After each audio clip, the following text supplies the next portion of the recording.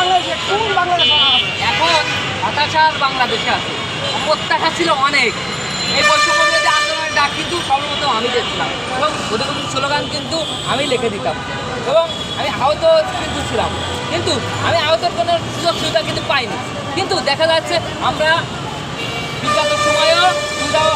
বিগত সময়েও বৈষম্যের শিকার ছিলাম, এখনও বৈষম্য শিকার। আমি বলি আপনি সেই জায়গা থেকে আপনার কথা আমি বুঝছি।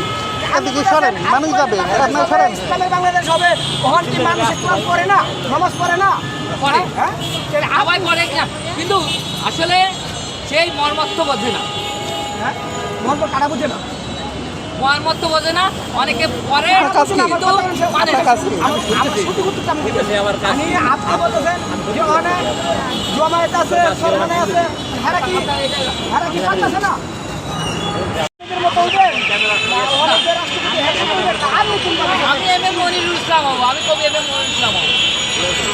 আমি দেশের জন্য, জাতির জন্য, মানুষের জন্য, মানবতার জন্য, আল্লাহ সন্তুষ্টির উদ্দেশ্যে কাজ করবো। তবে সবাই বলে, আমি বলি আমার আগামী দিনের বাংলাদেশ হবে ইসলামের বাংলাদেশ, আগামী দিনের বাংলাদেশ হবে ইসলামের বাংলাদেশ, আল কোরআনের বাংলাদেশ, কালেমার বাংলাদেশ। হ্যাঁ এটা আপনি কথা বলছেন। আপনি যদি ইসলামের বাংলাদেশ, কোরআনের বাংলাদেশ, এখন বর্তমানে কোন বাংলাদেশ আছে? এবং সোনার গর্ব সোনার বাংলাদেশ। আমার কথা প্রশ্ন পাইনি কখন